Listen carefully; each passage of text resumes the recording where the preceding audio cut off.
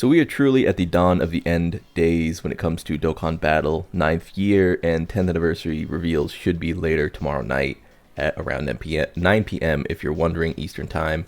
If you are new or returning, I wanted to cover something very light. This will be very quick.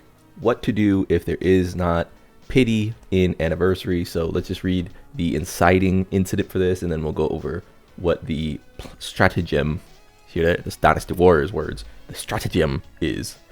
Mito Matsu, when he makes anniversary pity 1000 stones instead of 2500 and adds a skip summon feature from Minato.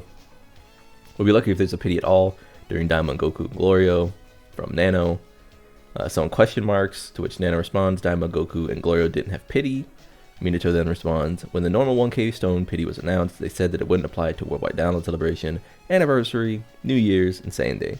But we have the other pity system we had for Worldwide, which in my opinion looks to be designed around celebrations with DFELRs, and it could be applied to Anniversary.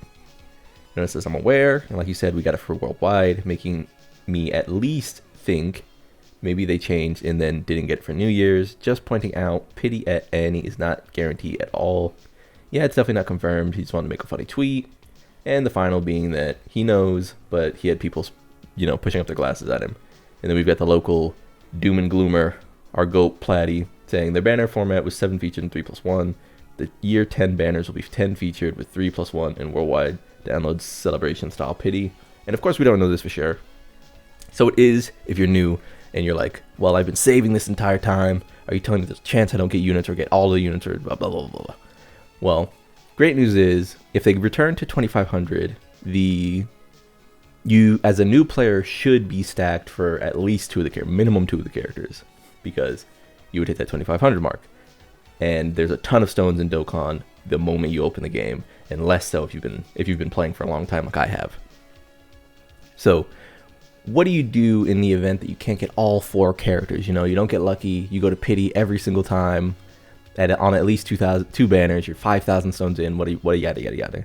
And we'll sort of cover that here, which is, if you are not someone who is just going to pull for your favorite character, which I would personally suggest you do.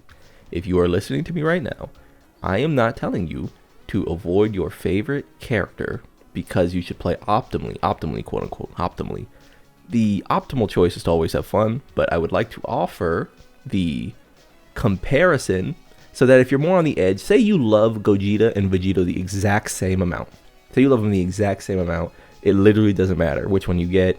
You see the animations, they're 10-year animations, they're amazing, they're like nothing you've ever seen before, and you have no idea what you want to pick. Well, there is sort of a path of least resistance for this, and it's the DFE.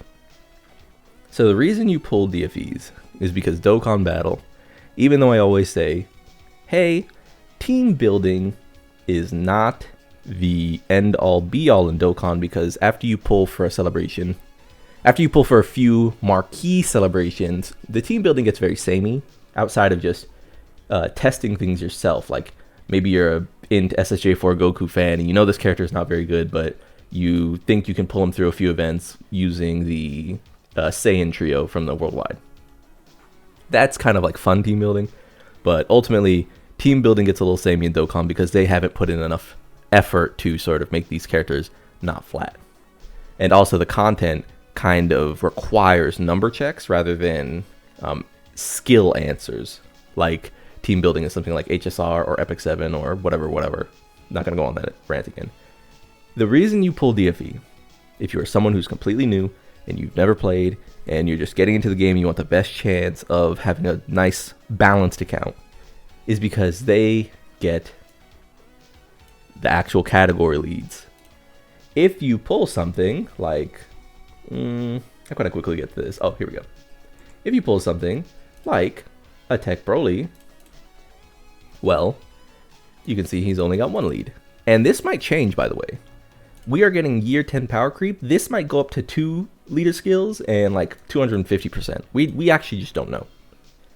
But even if that is the case, that means there's going to be a DFE with a minimum 3 leader skills that goes up to 250% in theory, which is all theory. We're just spitballing. And that is really big. That's a really big thing to say. So when you're trying to figure out who to pull, you typically want to pull for these teams because you might not have Beast Gohan, but you might have other superheroes characters. Well, you look around. And you're like, oh, okay, well, this is a DFE. Oh yeah, there's superheroes right there. Now I can friend lead the Beast Gohan. And if you're a new player, friend leads are going to be important to getting you to try out these characters, right? Notably, one of the characters I don't have because I've been saving is Gotenks. Gotenks is a Majin Buu Saga 200%. He is the single best friend lead I can use when I'm running Majin Buu Saga, right? Because he makes it easy to get all of these characters under a blanket tag. That's why carnivals are so powerful as friend leads. He's also very good, so people will have him put as a friend lead. Like the year 10 carnivals are going to be put as friend leads because they're very good.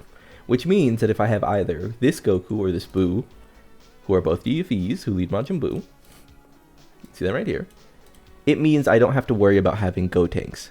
Would the team be better if I had two Gotenks? Of course it would. Gotenks is extremely strong. He's easily the strongest Majin Buu Saga character off the top of my head right now. Yeah, I think so. Yes. But his leader skill is easily slotted into the overall good of the team, which is the DFEs. As well, characters like Super Saiyan 3 Goku, Angel, mean that you can go to something like Accelerated Battle. Oh, there's Glorio. Scrolling down, oh, there's Goku. Or there's Daima Goku, rather, I should say. Oh, there's Ultra Instinct Goku. Oh, there's another one of the best characters in the entire game, Goku. Like, it is very important to have a nice, healthy roster of DFEs in this game. And you definitely get that vibe when you go a little deeper. And like I said, I'm not going to make this too long. I don't want to keep people here forever, but the other character that's very important to mention is that movie bosses, because this character leads movie bosses, right? And he's a great lead because movie bosses was the team that was buffed all Celebration.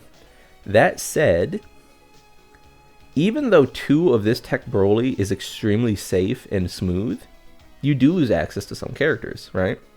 You know, so you don't just have this tech Broly and this Janemba and this, where is he? And this Easy A Broly. Well, then you're going to want to go to a team more like this, where you're using a bunch of categories, because then you can pull from something like Uncontrollable Power and Planetary Destruction. Even maybe there's a revenge character that might be good. Let's really quickly check if any revenge characters are usable. Weirdly enough, you could actually fit Gohans on the team, which is very funny to think about. And because he's a Saiyan, because Broly's a Saiyan, it would not be the worst thing in the world, but again, going down this list of things, oh, there's Kid Buu. And Kid Buu is obviously in Uncontrollable Power as well, but just to say that there's Kid Buu. You know, weirdly enough, there's Vegeta from this Namek Celebration.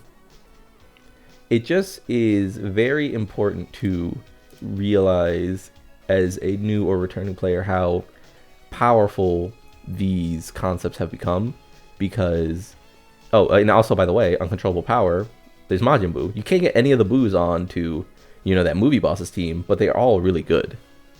You know, this Buu's good, this Buu's good, this Buu's good. This one offers safety.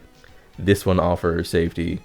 This one offers like huge, like, domain and damage. Like, you start to fill out these teams where I've played Uncontrollable Power teams that are basically just Buuhan teams.